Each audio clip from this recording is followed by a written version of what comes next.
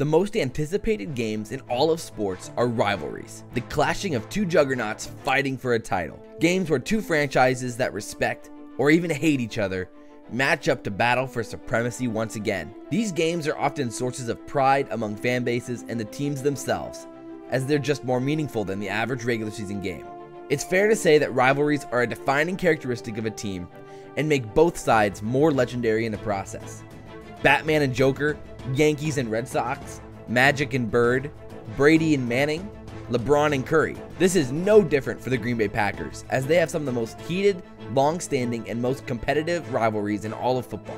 These rivalries versus the Chicago Bears and Minnesota Vikings are among the most historical in sports. The Packers rivalry with the Chicago Bears is the longest standing in the NFL, as the two franchises have played at least one game against each other since the inception of the NFL in 1921. The two teams have more Hall of Famers than any other team in the league, and the two have the most combined championships of anyone in the NFL. This high level of competition, geographical closeness, and long-standing success have resulted in what many call the best rivalry in all of sports. The teams have battled to a near draw in games against each other, as the overall series stands at 96 wins, 94 losses, and 6 ties in favor of the Green Bay Packers. Perhaps none more important than the 2010 NFC Championship, as the Bears and Packers faced off from the same division in which they rarely meet in the playoffs.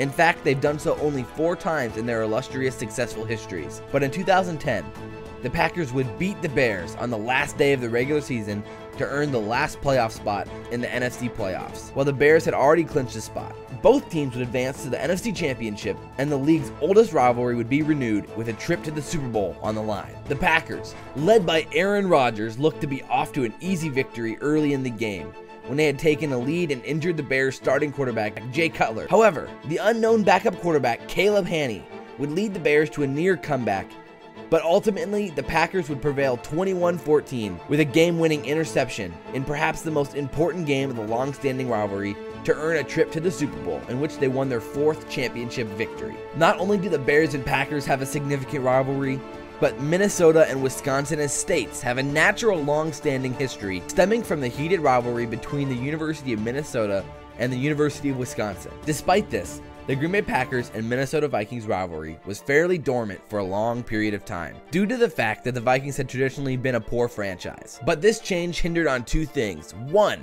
Adrian Peterson, and 2, in August of 2009, the Vikings had slowly been building their team, but they lacked one key component: a very good starting quarterback. And they would get this, however, in the form of Green Bay Packers legend Brett Favre. Favre had just gone through a long saga in Green Bay as he retired, then unretired, and signed with the Jets to then retire again, only to unretire to then play for the much-hated Vikings. This alone would reignite the Vikings and in the process reinvigorate one of the NFL's best modern-day rivalries. Green Bay leads the overall series with 60 victories and 52 losses and 2 ties. They have played twice in the playoffs, with Green Bay losing to Minnesota in 2005.